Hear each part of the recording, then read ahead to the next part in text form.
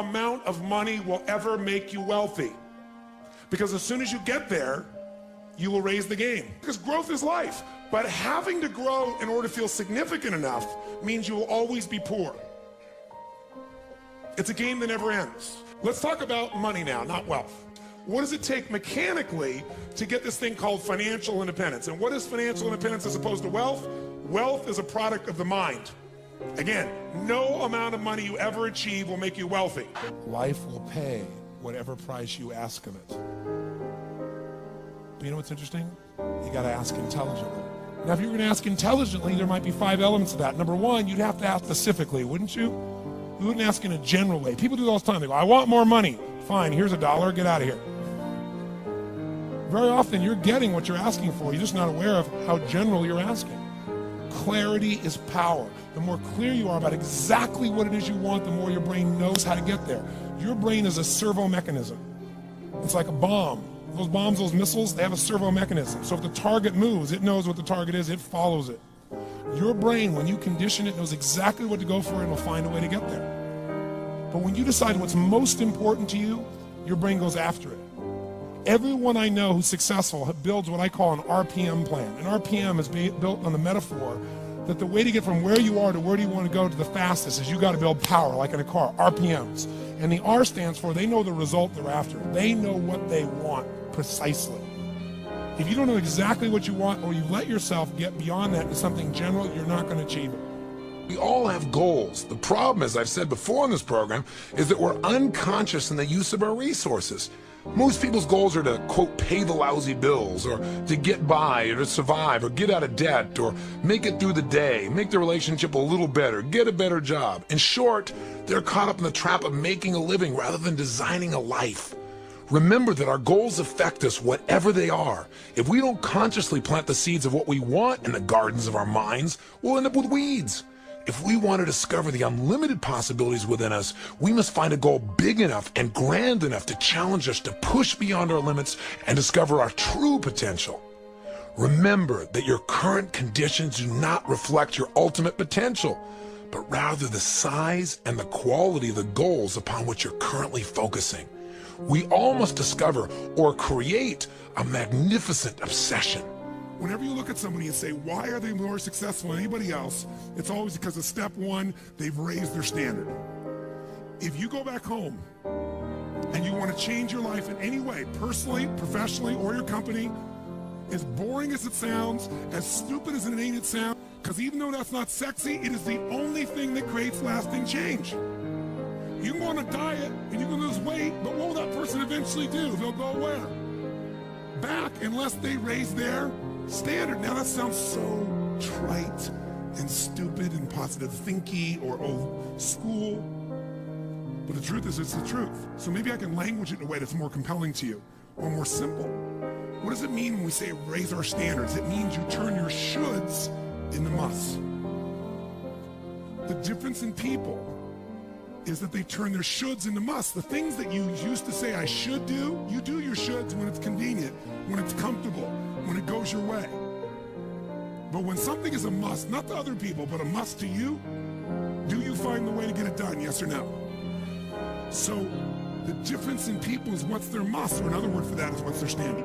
If you want a great jump in the quality of your life, an extraordinary jump in the quality of your life, you got to set yourself up to win. You got to set yourself up with a process that allows you to consistently grow, consistently enjoy your life, and consistently produce the results that you're really after. And I don't care. But if you've got what you know, that focus, the target, and you got the toolbox, and you're still not getting what you want, it's because you got inner conflicts. That's the third pillar. You've got to resolve your inner conflicts. Because that, as I tried to explain to you, 80% of success in anything is your psychology, and 20% is the mechanics. So those inner conflicts are when you take 2 steps forward and you pull 3 steps back, right? When you say, boy, I'm totally committed to this, but you don't follow through. This is my expertise, the why guy part. Why?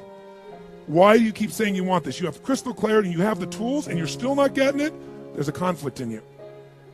You want to be totally successful, but you're afraid at some level that if you are totally successful, you will not be loved. You'll be rejected. You want to be in a position where you have total free time and you want to build a $1 billion enterprise. These are conflicts. You really, truly know you got the tools and talents to make this happen, but a part of you doesn't think you deserve to succeed because it's something you did at some point in your life, or something you made up. Or you think making money or being successful economically is not spiritual. And you're committed to being spiritual, and yet the other part of you, it's the inner conflicts between fighting parts. So what do we do in this third pillar? Think of it as a vault we got to unlock. Think of it as unlock and unleash. That's the third pillar. The way you unlock and unleash is you identify the conflicts. You get clear what they are. So you may have total clarity, even the tools, but how can you totally unleash and commit when you're being pulled in two different directions? You say, Tony, how do I solve that? There isn't one way. You've got to get clear about what's most important to you today, not what you think you should do based on an old blueprint, an old belief system, your parents, society, your friends.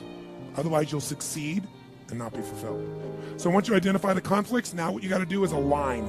Align your life with what you really value. Align your life with what is most important to you. And then once you are in a position where you're aligned, guess what you'll do? Take action. You won't have to work at it. When everything's in alignment, there's nothing pulling you away, boom, you go for it. But when you say, I want a relationship, but at the same time, simultaneously, I want to be in a position where, I never have to, I only get what I want every moment, or I never have to commit to anything, then obviously you're never going to get there. That inner conflict must be resolved. Once you align and you take action, guess what's going to happen? You're going to achieve. And once you achieve, you succeed. When you succeed, I'll tell you what you got to add to it. Celebrate, right? And then contribute. Pay it forward, if you will, as corny as that sounds. Pay it forward. Don't pay it back.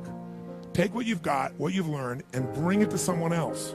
And if you bring it to someone else, it continues that cycle of fulfillment, of joy, of meaning in your life. Everything works. I just finished by reminding you what I think everybody knows in their heart.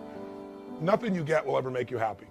Nothing. Doesn't matter how many people respect you, how much money you have, how many things you have. We all know that. But who you become will make you very happy or very sad. And so ultimately, there's one way to test your life. In the busyness of your life, make sure you take just a few minutes to give yourself the gift of making progress every day. Because that's the one word that'll make you happy. Progress. Doesn't matter what you achieve. Feels good for how long. You got it. It's wonderful. It's exciting. You appreciate it. And then you move on. But if you're still growing, if you're not growing, you're dying. If you're making progress, if you're not where you want to be physically, but all of a sudden you took this book and you started to make some simple changes and you started to walk, move, exercise, you make a couple dietary changes, you got some energy now, and you start feeling every day, even if you're not yet to the 30 pounds you want to lose, just the momentum will make you happy. If you're in a relationship where you're settling, or you're in a relationship where you're not in a relationship and you're settling for being alone when something inside of you craves more, and this book triggers you and gives you the plan of how to finally connect and break through your own fears and connect with people and light them up the way you really want to, just even before you're there, just the progress will light you up. And we all have to keep growing to feel that alive. So whether it be progress in your business, progress in your body, progress in your energy, your relationship, your kids, your finances, your career, I don't care what it is, that's what my life's about. So my heartfelt wish for you is this video becomes a trigger for more progress. And that out of that progress, you'll have things that you enjoy in your life that you'll now be able to give to other people too.